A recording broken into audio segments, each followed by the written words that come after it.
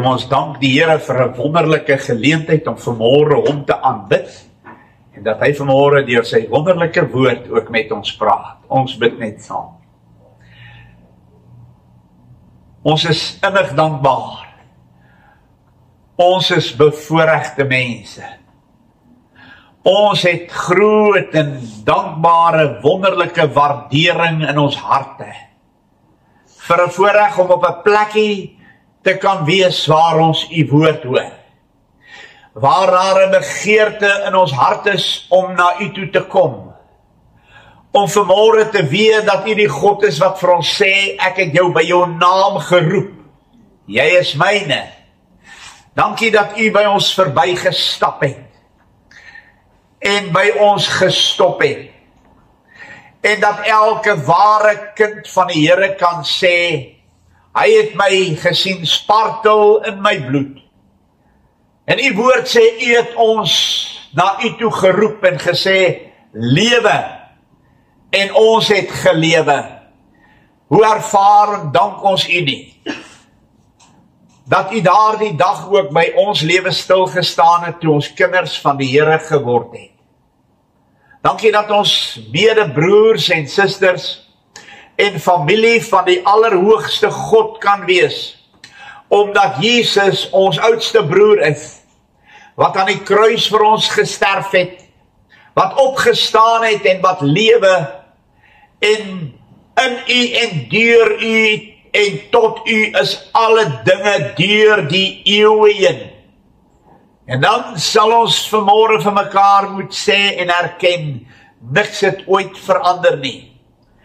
U is nog steeds alles in elke kind van God se hart. U is die middelaar, u is die brood van die lewe. U is die lig wat kom skyn het in hierdie donker wêreld.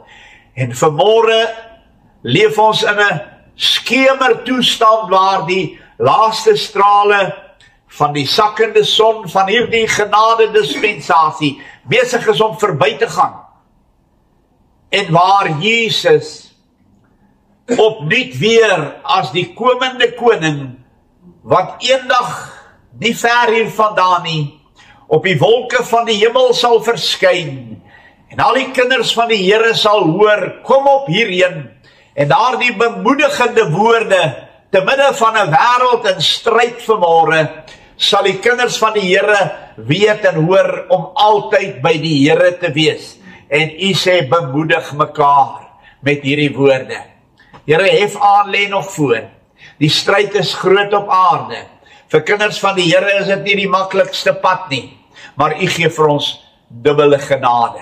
Dankie dat ons vanmôre kan bid vir hulle wat op die gemeentelys is, wat siek is, hulle wat aansterk, hulle wat besig is om deur groot krisisse in hulle lewe te gaan.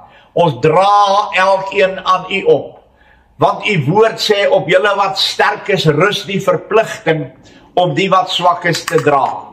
En dan hier in die lang naweek, wanneer mense op pad is en ander met vakansie is en ander ruskansie het, wil ons bid dat u elkeen ook weer veilig sal terugbring en dat ons die pad van die Here met diep dankbaarheid sal stap. Trek ons met liefde na by u, hou ons in die holte van u hand en praat vanmôre deur u wonderlike woord met ons.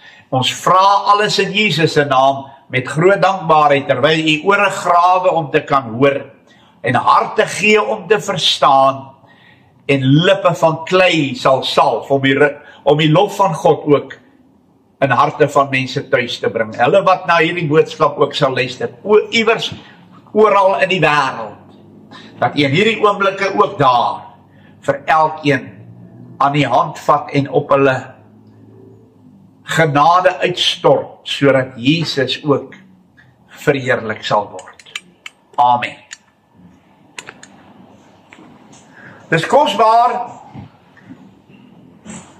as mens deur die bladsye van die Bybel blaai, weet nie of jy dit al ervaar het nie, en dan is daar 'n gedeelte wat sommer uitstaan vir jou. Nou elke keer wanneer ek moet voor kinders van die Here en vriende staan en die woord verkondig, dan is dit so 'n geleentheid vir my. Dit leef in my hart. Ek is in my hart oortuig dat God wil hê ons dit met mekaar moet deel, want dit is wat ons gaan nodig hê op die lewenspad elke dag. Ek gaan saam met u vanmôre 'n volgende gedagte deel uit die skriflesing in Romeine hoofstuk 13. Ons het verlede Sondag met mekaar gepraat oor die waarheid van omdat ons die tydsomstandighede ken. En ek praat helaas uitsluitlik net met kinders van die Here in hierdie gedeelte. Want die God van hierdie wêreld, die duiwel, het mense se sinne verblind, sê die Bybel, sodat die lig van God nie op hulle harte sou skyn nie. Met ander woorde, net kinders van die Here kan die tydsomstandighede rondom ons waarneem, wat in die wêreld besig is om te gebeur, en het ons telke male al vir u gesê, as ons vanmôre in mekaar se oë kyk, en ons is eerlik met mekaar, moet ons vir mekaar sê, daar's baie groot fout op aarde. Nou God het geweet, dat al die gebeurlikhede van hierdie wêreld in die rigting van een groot werklikheid afstuur, en dit is dat die koms van die Here Jesus terug na hierdie wêreld toe is voor die deur.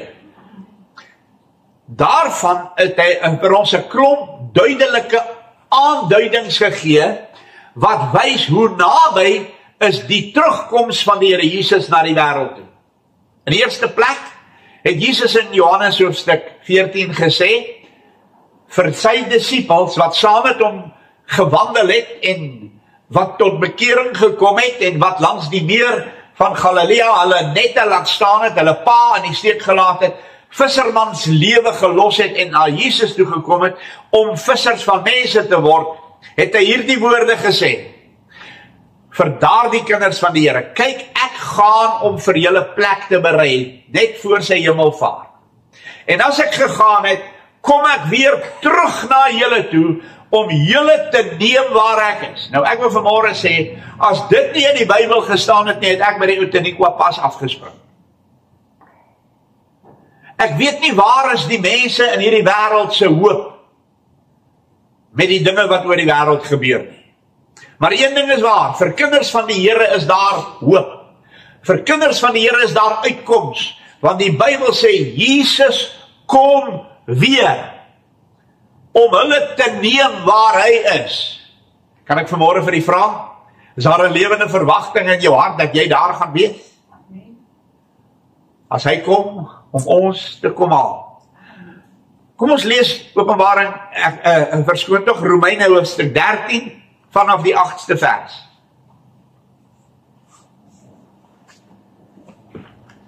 Wees aan niemand iets skuldig nie, behalwe om mekaar lief te hê. Nou dit is net moontlik vir 'n kind van die Here. Want hy wat 'n ander lief het die wet vervul.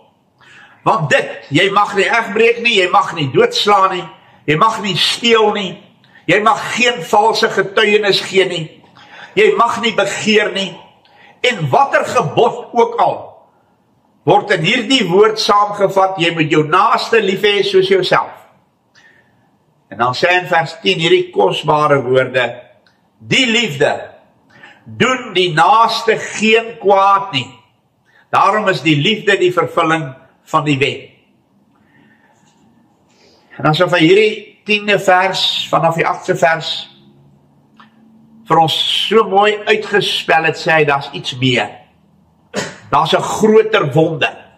Daar's 'n heerliker waarheid, en hy sê dan in vers 11, en dit te meer, omdat ons, die kinders van die Here, die tydsomstandighede ken, dat die uur vir ons reeds daar is, om uit die slaap wakker te skrik.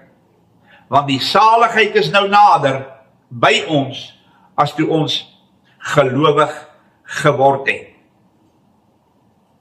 Ons gaan vanmôre met mekaar oor een kosbare, heerlike, wonderlike waarheid praat. En dit is Ons gaan met u praat oor die rede. Die tema van ons boodskap is die rede. Die rede is, hy wys vir kinders van die Here die tydsomstandighede. En wanneer ons daardie tydsomstandighede en die toestande wat in die wêreld gebeur moet gadeslaan, sê hy, as ons daarna kyk, sê hy, dit is vir ons, om dit raak te sien, om dit waar te neem, om dit deel van ons lewe te maak en dit te onthou, sodat ons weet dat die uur reeds daar is om uit die slaap wakker te word. As ons met mekaar praat oor die rede, moet ons net met mekaar praat oor die ernstige toestand op aarde wat ons moet aanspreek en dan gaan ons met u oor die rede praat. En dan gaan ons volgende Sondag die rede waarom ons moet ag gee hierop breedvoerig verduidelik. Hoor jy die woorde? Die ernstige toestand van hierdie wêreld is nie die feit dat mense nie verstaan wat in die wêreld aangaan nie. Die ernstige toestand is dat mense sien wat rondom ons gebeur en hulle verstaan dit nie. Hulle gee ook nie om nie. Hulle gaan op 'n dolle vaart aan. Maar vir kinders van die Here het Jesus gesê, as julle al hierdie dinge sien begin gebeur, kyk dan op, dan is julle verlossing naby. Ons gaan vanmôre met u oor 2 dinge praat. Waarna ons moet kyk, wat ons moet weet, wat ons moet onthou, wat ons in ons hart moet dra, en dit moet vir ons sê, Jesus se koms is voor die deur. Ek wil saam met u vanmôre kyk na hierdie eerste wonderlike waarheid, wat ons aanspreek, wat ons aandag soek, wat ons gedagtes gevange moet neem, en dit is die ernstige, verskriklike misleiding op geestelike gebied op aarde. Ons het groot geword met 'n Bybel. Ons het groot geword dat mense kerk toe gaan. Ons het groot geword dat ons, as ons gaan slaap en as ons opstaan, met die Here praat, en as ons in die nag dalk wakker word, dan bid ons. Dis alles goed wat 'n goeie opvoeding in mense se lewens vir hulle geleer het. Daar's baie positiewe goed daaraan verbonde. Dank die Here vir kinders wat nog groot word met ouers, wat die Bybel in hulle huis het, en wat vir hulle verjaardag 'n Bybel koop, en dat elke kind minstens sy Bybel in die huis kan hê wat hy lees. Dis 'n genadegawe van die Here. Wat 'n groot voorreg. Maar daar's 'n groot probleem aan dit verbonde. En dit is dat wanneer 'n mens so 'n Christelike Bybelse opvoeding het, wat jou uiteindelik moet lei dat jy tot bekering moet kom en 'n kind van die Here moet word en weergebore word, leef ons baie keer in 'n illusie. In 'n illusie. In 'n waansin dat almal rondom ons dieselfde belang deel. Dieselfde beginsels het, dat die Bybel die waarheid is, en dat Christus die verlosser is, en dat die evangelie van die kruis mense na hom toe trek en red, en kinders van die Here maak. Ons almal leef baie keer in die illusie, dat al die mense rondom ons, wat in die môre wanneer ons kerk toe ry, ook met hulle karre kerk toe ry, en ook daar gaan preke luister, en ons dink alles is goed, en alles is aangenaam, alles is reg, en alles is alright. Ten spyte van baie dinge. En ons moet vanmôre net oor 2 met mekaar praat. Die eerste plek, die gruwelike misleiding. Jesus het gesê, nie elkeen wat vir my sê, Here, Here, sal ingaan in die koninkryk van God nie. Met ander woorde, God sê, dit is nie die antichriste en die duivelaanbidders en die sataniste en die goddelose, gruwelike sondaars wat hel toe gaan alleen nie. Hy sê, daar's mense wat met die Here praat. Mense wat sê, Here, Here. Mense wat al die wonderlike goed doen. Mense wat brandstof in hulle motor gooi en baie kilometers uitry om by hulle plekkie van kerkwees te kom. En die Bybel sê, nie almal wat met God en godsdienst te doen het, sal hemel toe gaan. Ons leef in die tyd van die verskriklikste verleiding en bedrog en misleiding op geestelike gebied, en die mense en die duiwel gebruik die Bybel om dit te doen. Ons leef in daardie tyd. Ons kan nie by dit verby stap en dit ignoreer nie. Ons moet vanmôre vir mekaar sê, ons moet 'n oomblik kyk, wat sê die Bybel? Wat sê God se woord van die tyd waarin ons lewe? En ek wil vra dat as u die Bybel saamgebring het, ons 'n oomblikie na 1 Timoteus hoofstuk 4 vers 1 gaan kyk. Nou voor ek dit vir u lees, in 1 Timoteus 4, gaan ek en u vanmôre 'n bietjie net ons gedagtes laat gaan oor wat in ons dorp gebeur. Want ons moet daarop let. Hier is 'n nuwe godsdienstgroep. Ek wil dit nie eers 'n beweging noem nie. In ons dorp. Dit word op die media geplaas. Nog een wat in die ry van baie ander godsdienstige groepe staan. Dit word op Facebook uitgesaai. Die fire is aan die gang. Die vuur val. En die herlewing het gebeur. En dan wys hulle hoe hierdie dwaalduiwel wat hulle pastoor is, hulle aan die kop vat en agtertoe stamp laat hulle val, en die mense lê so daar en 'n ander persoon in die kerk te werkie, waar hulle al hierdie mense wat so met hulle rokke bokant hulle koppe lê, die wat nog rok aan het, met lappies toe gooi. Dit gebeur met mense wat 'n Bybel het. Mense wat mense soontoe laat ry.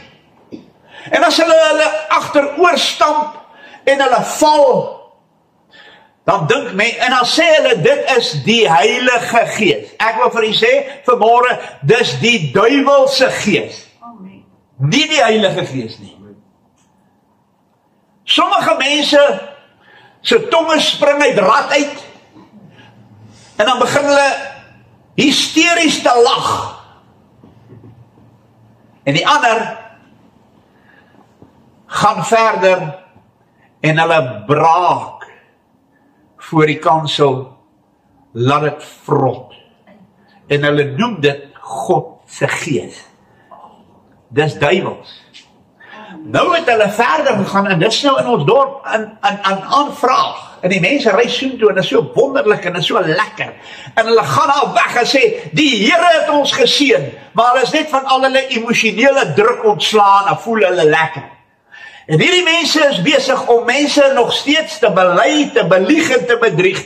En die Bybel sê, ons moet vanmôre na 1 Korintiërs hoofstuk 4 vers 1 kyk. Hy praat van die Heilige Gees. Hy sê, maar die Gees, die Heilige Gees van God, sê uitdruklik, dat in die laaste tye sommige van die geloof afvallig sal word, en verleidende geeste en leringe van duiwel sal aanhang. Ons het nie tyd om vanmôre net met u oor hierdie dwaling te praat nie, maar ons sê vir u, verleidende geeste, die gees van slynende spirit en agteroorval, die gees van lag in die gees van urineer in die gees, Hulle gaan nou so ver om te ontlas in die gees binne in die kerk en sê so verneder hulle nou voor die Here en hulle verneder hulle eintlik voor die duiwel. Sê die Bybel, hulle sal verleidende geeste en leringe van duiwels aanhang. So dis nie almal wat leerstellings het wat van die Bybel en van die Here is nie. As ons na hierdie geestelike verval kyk, dan sê hy in die laaste dag. Ons leef daar, ons beleef dit. Dis 'n wêreldwye tendens wat sy oorsprong in Toronto in Kanada gehad het, waar mense vir die eerste keer agteroorgeval het en gelag het in die gees. En dit spoel van daar oor die wêreld. Ek wil saam met u hierdie waarheid deel en vir u sê, om dit te preek is nie die aangenaamste werk nie, want jy word uitgeskel as 'n dit en 'n dat en 'n dat. Maar die Bybel is baie duidelik. En mense weier, as hulle daardie gees gevat het, om terug te kom na Bybelse sound doctrine toe. Suiwer Bybelse ware evangelie. Mense is drywe weg van God af. Ek lees in Matteus 24 'n wonderlike waarheid. En as jy die Bybel saamgebring het, onderstreep dit in jou Bybel. In Matteus hoofstuk 24 staan hierdie woorde. En jy moet dit in die hart bewaar. Die 5de vers. Want baie sal onder my naam kom en sê ek is die Christus, hoor nou. En hulle sal baie mense mislei. Megakerke, massiewe bymekaar kom plekke, wat op die emosie en die sensasie aangewese is. En ek wil vanmôre vir u vra, wat sou u sê? Hoe lyk die kinders van die Here in hierdie wêreld? Hoe sou u sê, as ons na die weergebore mense op aarde kyk wat hemel toe gaan? Ek praat nie van 'n kerk nie. Ek praat nie van 'n denominasie nie. Want jy lees nêrens in die Bybel van 'n kerk en 'n denominasie nie. Jy lees van 'n gemeente. Hoe lyk hulle? Jesus het gesê, klein kuddetjie. God se mense was nog nooit miljoene nie. Want die pad wat na die lewe lei is smal, en die wat dit vind is min, sê die Bybel. As iemand nie weergebore word nie, kan hy die koninkryk van God nie sien nie. Nou sê die Here se woord in vers 5, baie sal onder sy naam kom. Hulle kom nie in die naam van Jesus nie. Hulle kom onder sy naam. En ek wil net een gedagte daaruit haal, wat u moet onthou. Oral in die Bybel, wanneer Christus verkondig word, staan daar in hom, het ons die verlossing deur sy bloed. Die vergifnis van die misdade na die rykdom van sy genade. In Christus. Nie onder hom nie. Die meeste mense in hierdie wêreld gebruik Christus en baie keer 'n Christus sonder 'n kruis, 'n Jesus wat nie vir hulle gesterf het nie, 'n lekker Jesus wat hulle aangenaam en heerlik en mooi in hierdie wêreld maak, sodat dit vir hulle net lekker kan wees. En nou kom die Here en hy sê dit moet reg wees. Dit moet Bybels wees. Dit moet fundamenteel gevestig wees. En daarom as enige iemand met u as kind van die Here oor enige dwaling en leuen praat, vra vir hom, hy moet vir jou wys, waar staan dit in die Bybel? In die Bybel, net so terloops wil ek vir u sê, was daar niemand wat agteroorgeval het nie.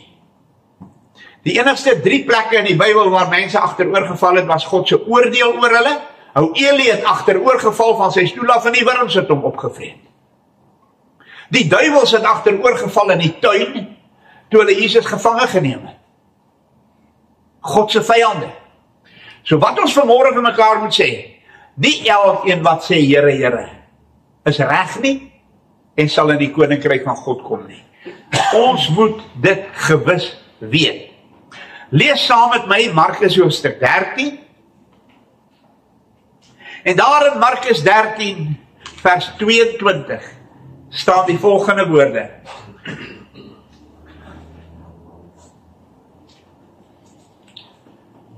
Kom ons lees vers 21 om die verband te kry.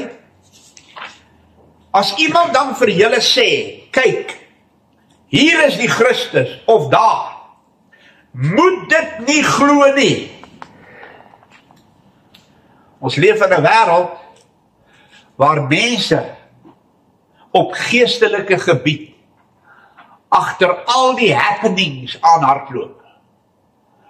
As hier 'n lekker kerel op die kansel by die kerk is in George, dan het die ander dominees en pastore niemand oor om voor te preek daai Sondag, as almal daar. Dit is ongelukkig so. Want hulle sê, hoor, hier is die Christus, hier is die antwoord, hier is die oplossing. Nou onlangs, 'n paar jaar gelede, was daar 'n vrou, 'n profetes van Pretoria af. En sy het die grootste skelm in die land, Rassie Erasmus,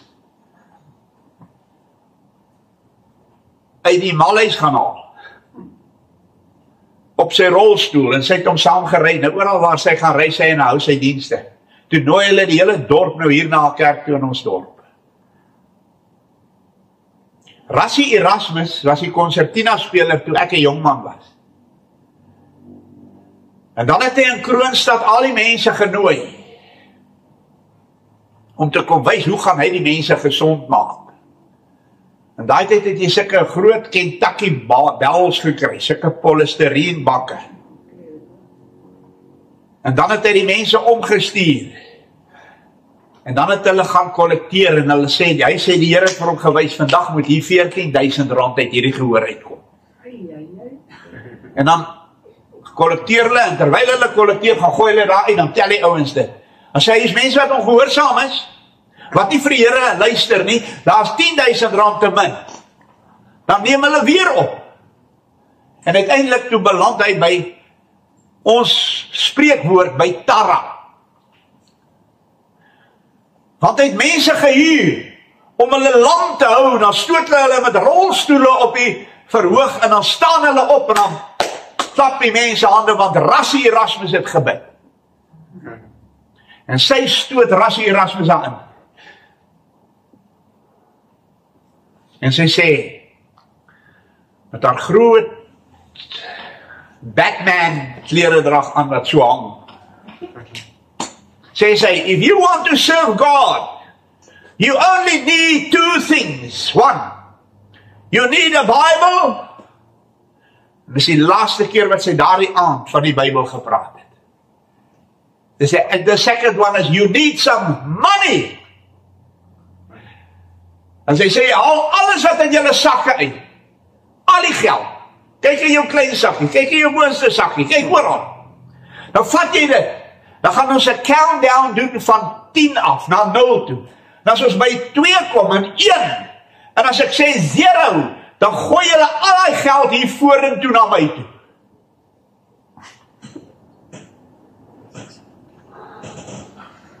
En toe hulle dit doen, toe gooi hulle al die geld in hulle sakke, in hulle hande, in hulle beursie, alles vorentoe. En sy sê, ek wil net vir julle sê, God stel glad nie in hierdie goed belang nie, dis die sweeper se geld. Ek stuur vir julle die kontant busie, so nou gaan julle plastiek kaarte insit, nou gaan julle vir die Here gee. Daai goed kan die sweepers vat môre, as hulle kom skoonmaak. Dit vreet my volk vir soetkoek op. Die gruwelikste misleiding op aarde, en Jesus sê, dis 'n bewys, sy koms is voor die deur. Hy kom sy kinders haal uit hierdie leuns en bedrog en valsheid uit. Maar op hierdie stadium moet ons dit maar vir die wêreld sê.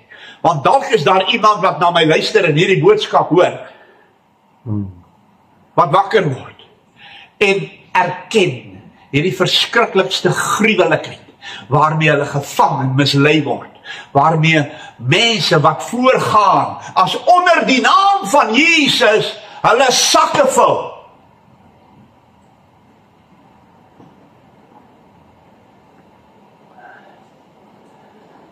Vers 23. Vers 22 sê, daar sal baie valse Christusse en valse profete opstaan. Dis nie die dominee wat het sê nie, dis nie 'n kerk wat het leer nie, dis die woord van God, dis Jesus wat sê, daar sal baie valse profete opstaan, hulle sal tekens en wonders doen, hulle, ja, kom ons sê dit in Afrikaans, hulle sal die mense laat agteroorval, hulle sal die mense laat lag in die gees, hulle sal die mense aan hulle neuse rondlei en sê, gooi die geld, want hoe meer jy vir die Here gee, hoe meer gaan hy vir jou gee, wat 'n lieg is. As dit moontlik was, ook die uitverkorenes te mislei. Hy sê selfs kinders van die Here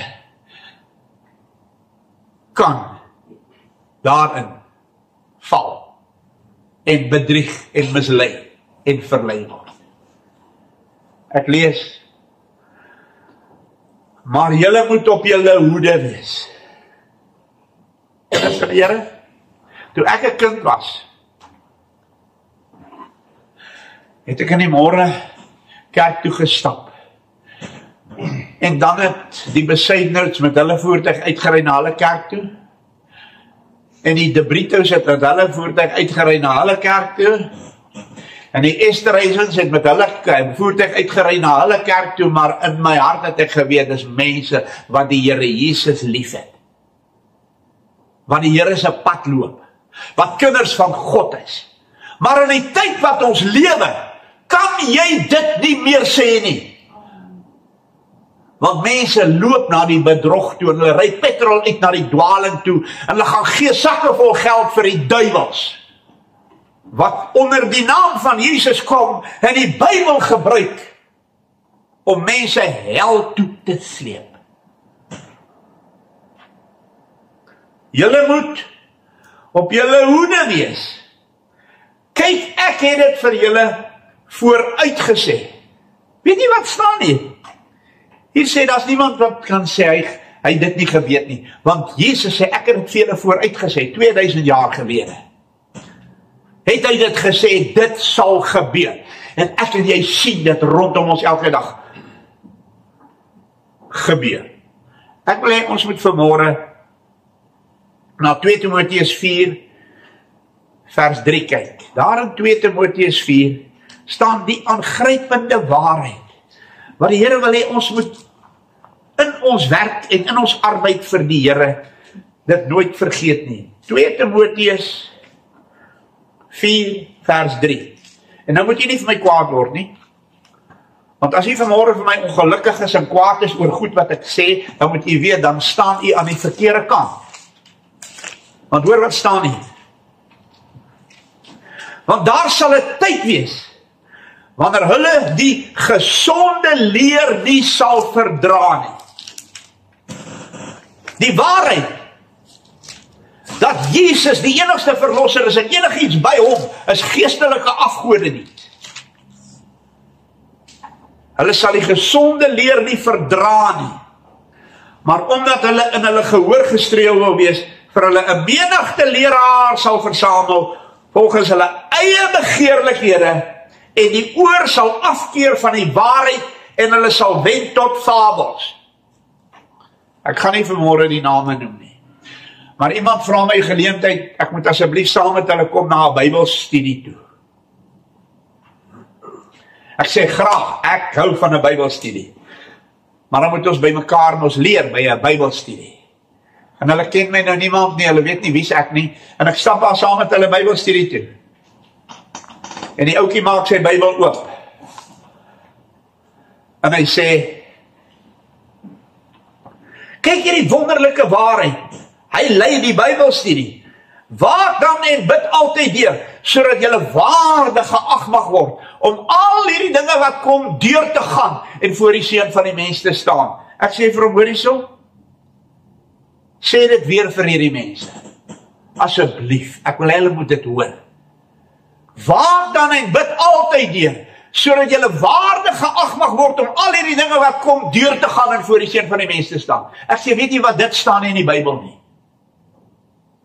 Jy lieg vir die mense in die Bybelstudie. Hy sê, hoe kan jy dit sê? Ek sê, goed, lees vir hulle, asseblief dan Matteus 18 vers 11 in jou Bybel. En hy staan, en hy soek, en hy blaai, en hy kyk na Matteus 18 vers 11, en hy sien 10 is daar, 11 is weg, 12 is daar, en hy kyk vir my, en hy kyk in sy Bybel, hy sê, dis nie tot eer van die Here hierdie nie, en hy klim aan sy kar mee. Toe ontdek hy het nie 'n Bybel nie, en ek wil vir die wêreld weer 'n keer sê, lees maar, Matteus 18 vers 11, as dit nie in jou Bybel is nie, het jy nie 'n Bybel nie. Want saam met dit is 16 teksverse uitgelaat, wat oor die godheid van Jesus en die drie-eenheid handel, en die dominees van ons dag, het al die mense se ou vertalings bymekaar gevat, en het vir die lokasie gaan gee, wat nou die Bybel sê, en het aan hulle nuwe verdwalings verkoop. Waarvan 16 teksverse uitgehaal is, wat oor die godheid van Jesus en die drie-eenheid handel. Kan ek vir u sê wat staan in Matteus 18 vers 11? Want die seun van die mens het gekom om te soek en te red wat verlore is. Dis God se woord. Weet u, die misleiding is verskriklik. Die bedrog is groot. Die ellende op geestelike gebied skreeu ten hemele. Want Jesus het gesê, in die laaste dae sal mense hulle binne in die bedrog wegsteek. En hulle kom onder die naam van Jesus. En omdat mense Jesus se naam noem, dink hulle hy kom uit die hemel uit. Ek wil graag vanmôre met u iets deel wat ek beloof ek het verlede Sondagoggend dit sou doen, julle het my nie herinner nie. Ek wil vir u net wys, hoe groot is die ellende van die wêreld. En gaan doen navorsing, en gaan kyk of ek die waarheid praat. Hier is amper 8 biljoen mense op aarde. Hier is amper 8000 miljoen mense op aarde. En al 8000 miljoen mense glo in 'n kerk, 'n godsdiens of iets bonatuurliks. Al 8000 miljoen. En van daardie 8000 miljoen mense op aarde vanmôre is daar 4200 verskillende godsdienste waaraan hierdie 8 biljoen mense behoort.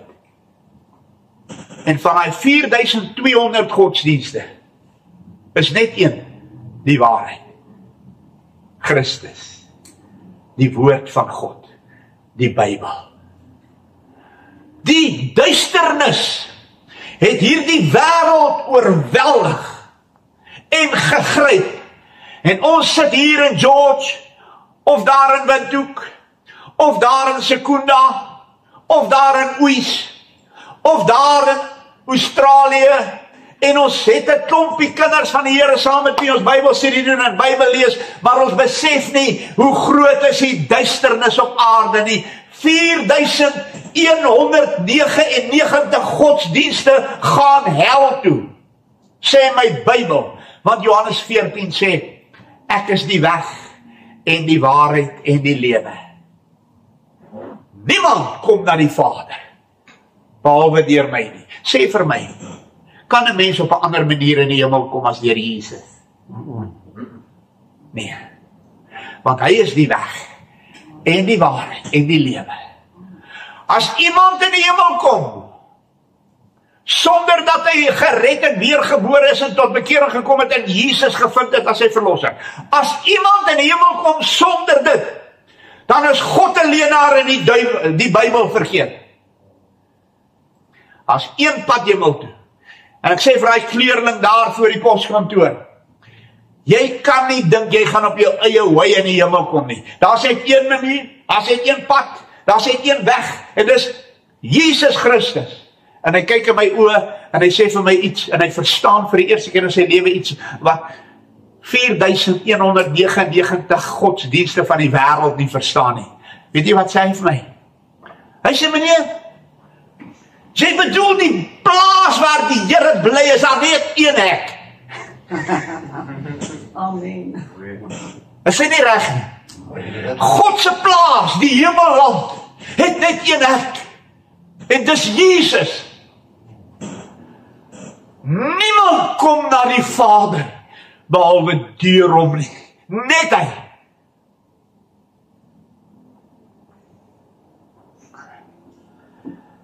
Nou moet ek vanmôre met die tweede gedagte afsluit, en ek wil hê jy moet huis toe gaan. En dan gaan ek vir u die rede sê, aan die einde daarvan, en daardie rede gaan ons volgende Sondag met mekaar deel. Dit wat ek vanmôre vir u sê, is die mees omstrede, haatlike, menseverwerplike van die dag en die tyd en die uur en die oomblik waarin ons lewe. Jy mag dit nie sê nie. Jy moet dit nie sê nie. Hulle wil dit nie hoor nie. En selfs Christene, wat aan die Here behoort, dink jy's koud en ongenaakbaar en liefdeloos, as jy dit preek. Ek sal dit sê wat in die Bybel staan. Ek gaan vanmôre vir u niks minder en niks meer sê, as wat hierdie teken van die verval, die tydsomstandighede waarin ons lewe, vir u sê nie. Hoor, lees dit saam met my. In Lukas 17 vers 26. Lukas 17 vers 26. Kom die Here in sy wonderlike, neerbuigende, liefdevolle, goddelike woord. En hy sê vir my in Lukas 17 vers 26, sonder 'n skroompie van onsekerheid, sonder dat hy nie heeltemal weet of dit moet geskryf word of nie, staan die woorde daar soos 'n paal bo water. Daar staan, Jesus het hulle na hom toe geroep.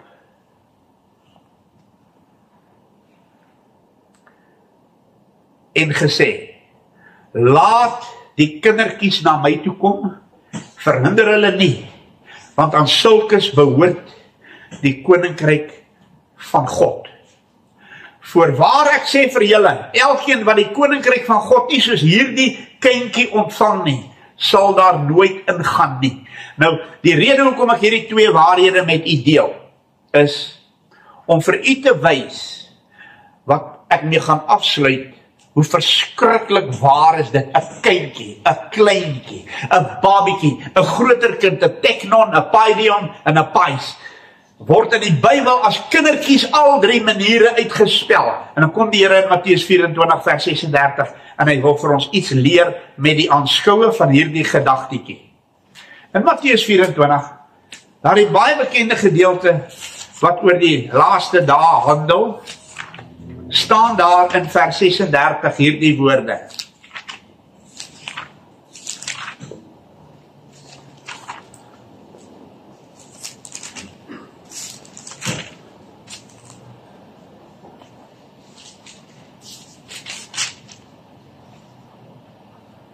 Maar van die dag en die uur weet niemand nie, ook nie die engele van die hemel nie, maar net my Vader alleen. Hy sê, hy kom sy kinders haal, maar niemand weet wanneer, net die Vader. En net soos die dae van Noag was, so sal ook die koms van die seun van die mens wees. Hy vergelyk Noag se tyd met Jesus se terugkoms na die wêreld toe. En nou kom hy en hy sê, net soos dit was in die dae voor die sondvloed, toe hulle geëet en gedrink het, getrou en in die huwelik uitgegee het, tot op die dag dat Noag in die ark gegaan het, en dit nie verstaan het voordat die sondvloed gekom het nie, en almal weggevoer het, so sal dit ook wees, die koms van die seun van die mens. En hy noem hierdie twee op die land, een sal aangeneem, en ander een verlaat word, twee sal by die meelmaal, die een sal aangeneem, en die ander een verlaat word. En dan kom hy en hy sê, hierdie realiteit is 'n werklikheid. Maar weet dit, as die huisheer geweet in watter nagwaak die dief sou kom, sou hy nie gewag het en nie toegelaat het dat in sy huis ingebreek word nie. As ek geweet het wanneer Jesus kom, en elke mens op aarde geweet het wanneer daai oomblik gaan wees, wanneer die genade deur gaan toegaan en toegesluit gaan word, sal baie mense hulle onmiddellik tot die Here bekeer en na Jesus toe kom. Maar hy sê niemand weet wanneer dit is nie. Maar toe daardie ark se deur toe is, toe staan die mense buitekant en bid. Toe is dit te laat. En so sal dit wees in die laaste dae. Nou kom die Here in sy wonderlike liefde, soos dit gewees het in die dae van Lot. En hy noem hierdie twee wonderlike werklikhede saam, Noag se tyd en Lot se tyd. En nou wil mense nie, ons moet daaroor praat nie. Wat het letterlik, werklik in Sodom en Gomorra gebeur? Wat het letterlik in Lot se tyd gebeur toe hy en sy vrou en hulle twee dogters in Sodom woon? Hy is die burgemeester van Sodom en Gomorra. Hy help hierdie klomp mense van Sodom en Gomorra. As hulle probleme, dan kom hulle na hom toe, dan sê hy vir hulle, jy moet nie dit doen nie, jy moet na hom luister, dit moet so gebeur. En hy het hulle raad gegee. En dan kom hy en hy sê, as ons Sodom en Gomorra en Lot wil verstaan, gaan ons dit nooit verstaan voor ons Genesis 19 vers 16 nie verstaan nie. Kom ons kyk wat het in Sodom en Gomorra gebeur. Almal lewe lekker, alles is goed en mooi. Soos in die dae van Noag.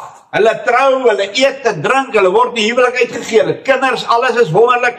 So leef Sodom en Gomorra heerlik onder God se sonskyn, met 'n burgemeester wat 'n kind van die Here is, met 'n vrou wat saam met hom lewe en twee dogters. In Sodom en Gomorra. Hoor wat staan daar. En toe die dag aanbreek, en ek bly, kom ons lees 'n bietjie nader, dat u dit kan verstaan. Hy sê, en die twee engele, kom ons begin vers 19. Hy sê, die twee engele het in die aand in Sodom aangekom, terwyl Lot in die poort van Sodom sit. En toe Lot hulle sien, het hy opgestaan om hulle tegemoet te gaan, en hom gebuig met die aangesig na die aarde toe. God stuur in die hemel twee engele Sodom en Gomorra toe. En hy gaan haal hulle. Lot sê, kom na my toe, kom in my huis. Hy sê, kyk tog my Here, draai tog uit na die huis van u dienaar en bly die nag oor en was julle voete, dan kan julle vroeg opstaan en julle reis voortsit. Weet jy hoekom? Het jy al vir u gevra, hoekom het Lot by hierdie twee engele aangedring om tog asseblief by hom tuis te gaan? Jy al aangedink? Ek wil eers vir u sê, ons gaan dit nou lees. Mag ek vir u sê, hoekom maak hierdie saak 'n groot saak? Nommer 1. Alle engele is manlik. Het jy dit geweet? Alle engele word met 'n manlike voornaamwoord hy en hom gespel. En alle engele het manlike naamwoorde. En die Here noem engele ook in sy woord die seuns van God. Nou wil ek net iets regstel. Alle engele is manlik, maar al die mans is nie engele. Die engele is manlik. En Lot sê vir hulle, kom, bly by my in die huis, want hy weet, dit is gevaarlik om op die plein te slaap, waar al Sodom en Gomorra se mense lewe. En nou kan ons, as ons die Bybel sommer uit ons hart uit vertaal, sou ek sê, miskien is daar nuwe Suid-Afrikaners op die plein, wat hierdie ouens gaan rob, en hulle geld gaan steel, of hulle kan aanval, of hulle doodmaak, soos hulle die plaasboere doodmaak. Maar dis nie die rede nie. As 'n ander rede, hoekom hulle onveilig op die plein is. Maar hy het by hulle aangehou, sodat hulle na hom uitgedraai het en in die huis gekom het, En hy het vir hulle maaltyd berei, ongesuurde koeke gebak en hulle het geëet. Hoor nou hier. Hier is die rede waarom Lot hulle na sy huis toe nooi. Hulle het nog nie gaan slaap nie, toe die manne van die stad, die manne van Sodom, die huis omsingel, jonk en oud. Die Bybel sê, al die manne van Sodom staan om Lot se huis, klein en groot, en hoor wat sê hulle vir hierdie mense. En laat ons geen illusie daaroor hê nie, en ek wil alle liberaliste en valse getuies wat dit nie wil weet nie sê, gaan lees jou Bybel. En hulle het na Lot geroep en aan hom gesê, waar is die manne wat vannacht na jou gekom het? Bring hulle uit na ons toe, dat ons hulle kan beken. Hulle sê, dis die enigste 2 manne in Sodom, wat ons nog nie by geslaap het nie. Kom uit, ons wil met hulle intiem verkeer, manne met manne.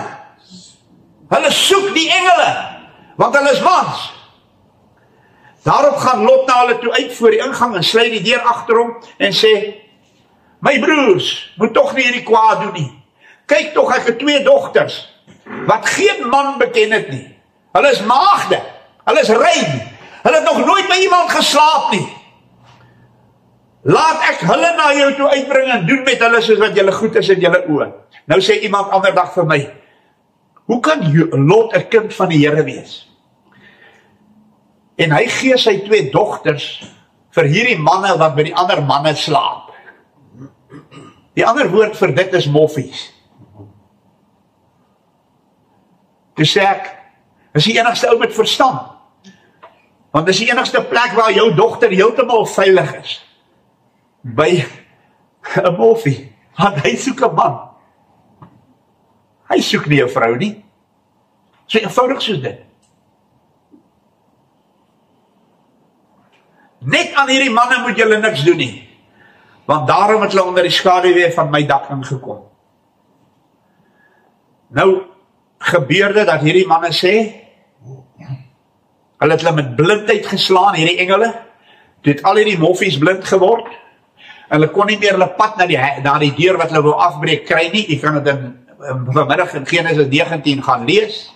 En toe hulle nie meer by die deur kan uitkom, en hierdie manne, al hierdie gay mense, met blindheid slaan, toe sê hulle vir hulle môre, voor dit ligdag is, moet julle uit Sodom uit wegtrek, want God gaan hierdie plek met vuur en swavel verwoes. Dink jy God verwoes mense met vuur en swavel vir wie hy lief is? Jy moet maar Romeine 1 en 2 ook vanmiddag in die stilte tyd gaan lees. Ek sê dit met hartseer in my hart.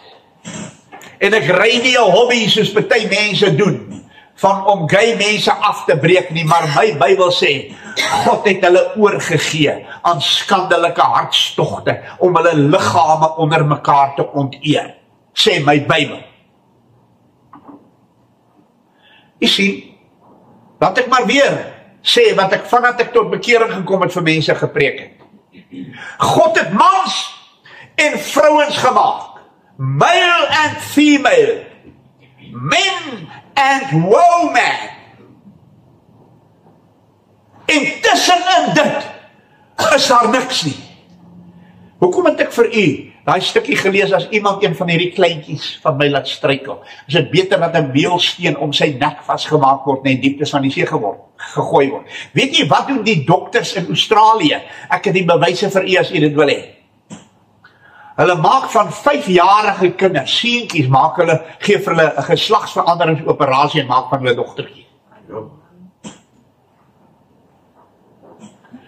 Die oomblik as ek 'n man gemaak is deur God, dan moet ek aanvaar, God het van my 'n man gemaak.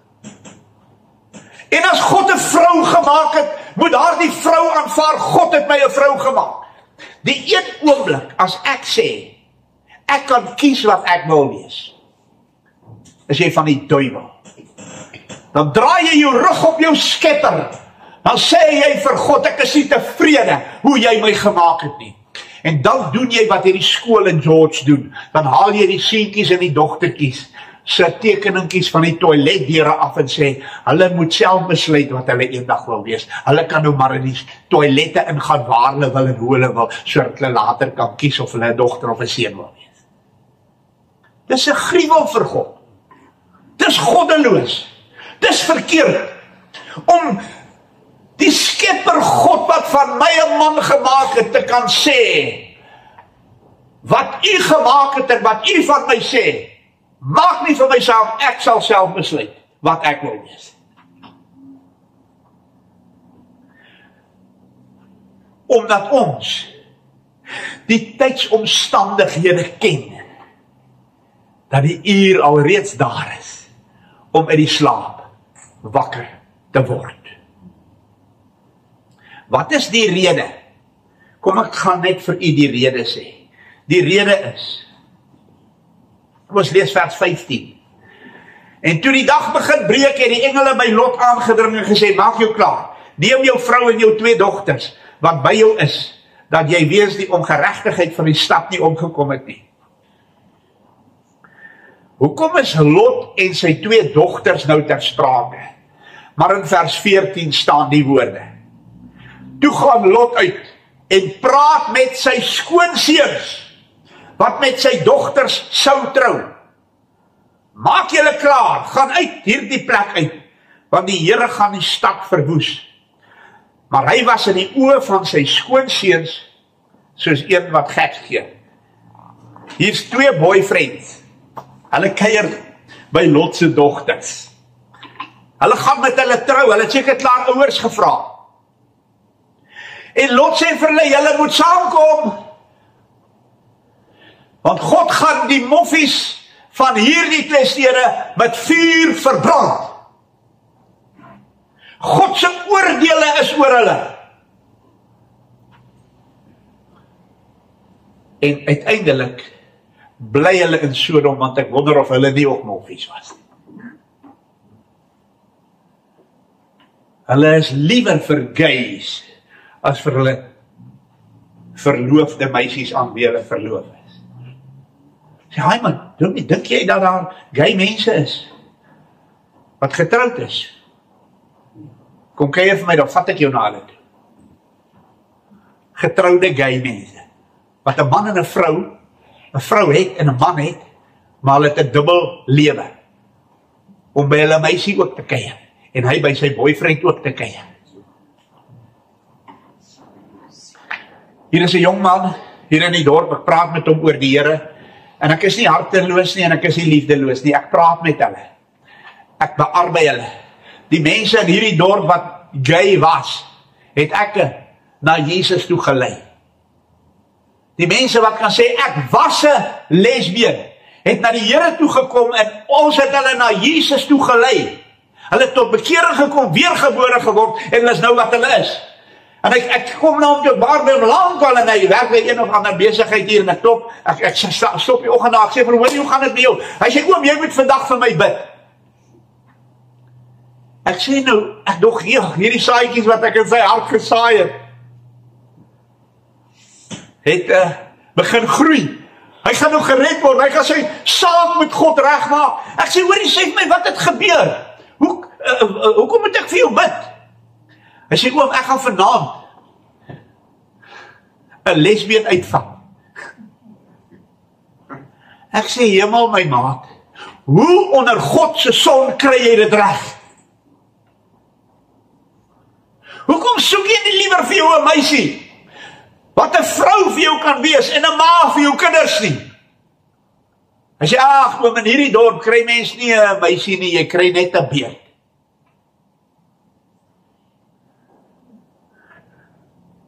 En ek is nog steeds besig om met my hand in hierdie gay meisie se lewe te leef, wat hy by kuier. Maar ek sê, hoe kry jy dit reg om by haar te kuier? Hy sê vir my, haar maatjie is met 'n kursus, nou kan ek by haar kuier. Dis die tydsomstandighede wat ons ken. Hoekom ken mense nie die tydsomstandighede nie? Omdat hulle in niks betrokke is nie. Omdat hulle in niemand se lewe belangstel nie.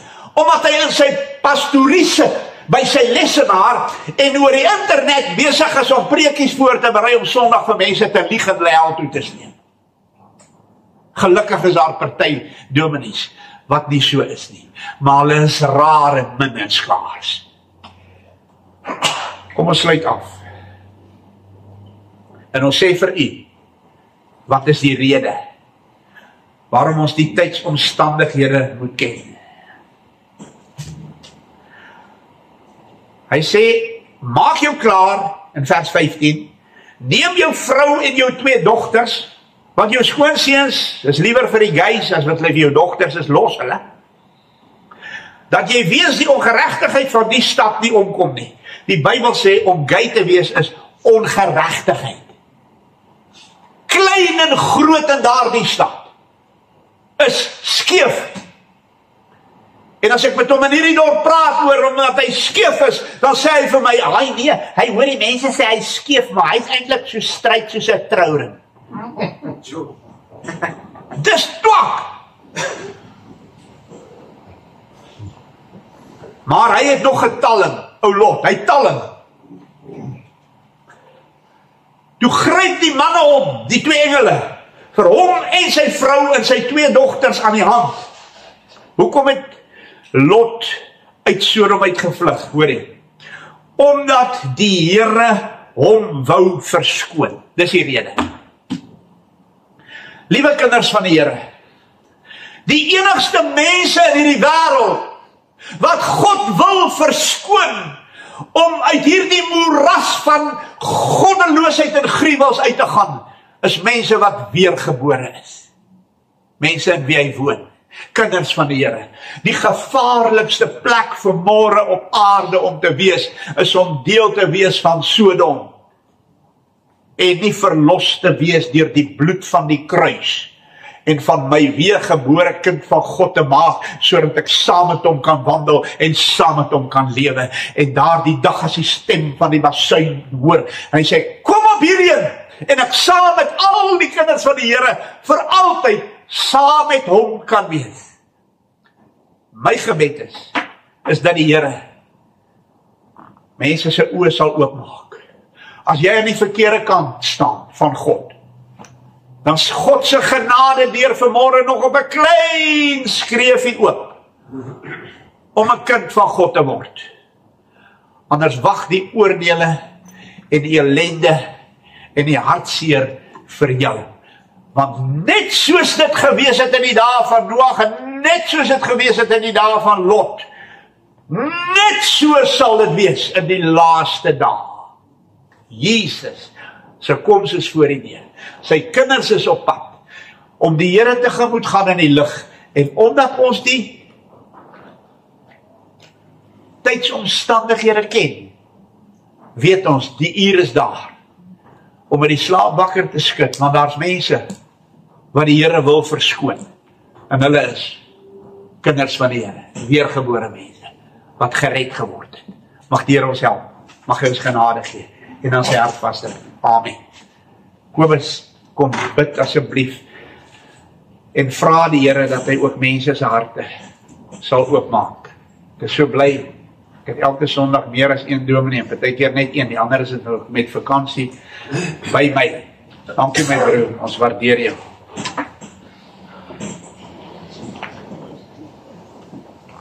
Kom ons sit net so, ons sluit ons die oë. Hemelse Vader, dit is vanoggend weer genade dat ons voor u troon kan verskyn. Dis genade dat ons weet wanneer ons bid, Here, omdat ons u gebooie bewaar, verhoor u ons gebede. Here, dan leer u woord vir ons dat u gebod nie swaar is nie.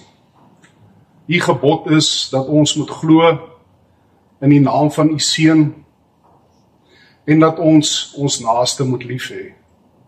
So maak u dit vir ons eenvoudig, Here. Here, en soos ons die tyd sien nader kom, en soos ons die tydsomstandighede leer ken, besef ons weer eens wat 'n genade dit is, dat U met ons gepraat het, Here, en ons harte nie verhard het, toe ons U stem gehoor het nie. Vader, in dieselfde asem is dit baie sleg vir U kinders om te weet, dat daar mense is wat die tydsomstandighede nie ken nie, en wat voortstorm na ewigheid sonder U. Here, dit kan nie anders nie. As ons vir U lief is, dan moet ons vir hulle ook lief wees. Want U was vir hulle so lief, dat U seun vir hulle gegee het. Here, help ons asseblief vanmôre in hierdie wêreld, terwyl ons weet waarheen ons op pad is en waarheen die wêreld heen storm, om die waarheid van Christus te deel met die wat U nie ken nie. Here, nie om mense te leer om dinge te doen om gered te word nie om mense te mislei om ons eie sakke te vul, nie om profete te wees omdat ons 'n profet wil maak nie, maar om mense te red van dit waarheen hulle op pad is, deur U genade, deur geloof in Jesus Christus, wat die enigste manier is, hoe enige mens nog ooit gered is, of gered kan wees. Ek bid, Here, dat U ons so genadig sal wees, dat ons werksmanne en werksvroue in U veld sal wees, en dat ons, Here, ons ore sal oopmaak, ons oë sal oopmaak, en die tydsomstandighede ken, en die oes sal help insamel, Vader. Want ons verwag die koms van ons Here Jesus, en Here, dit is vir ons goeie nuus, om te weet, U kom om ons te haal. Ek bid vir een en elk van my broers en susters. Ek bid vir U geliefdes, Here, dat U met hulle sal wees, in hulle doen en in hulle late, in hulle werksaamhede, U hulle sal beskerm, Here, en dat U hulle sal deurdra in elke opsig. Ek bid, Here, vanmôre vir Dominee Pieter en vir Corrie, en vir elke ander verkondiger van U woord, van elke mens wat bereid is om die waarheid te spreek, soos dit geskrywe is in U woord, dat U hulle sal bystaan, dat U hulle genadig sal wees, en in al hulle behoeftes sal voorsien. Vader, hierdie goed bid ons regtig nie, omdat ons dit enigstens kan verdien, of nog ooit verdien het nie. Ons bid dit, omdat dit genade is, wat ons uit U hand ontvang. In Jesus naam bid ons dit, Here. Amen.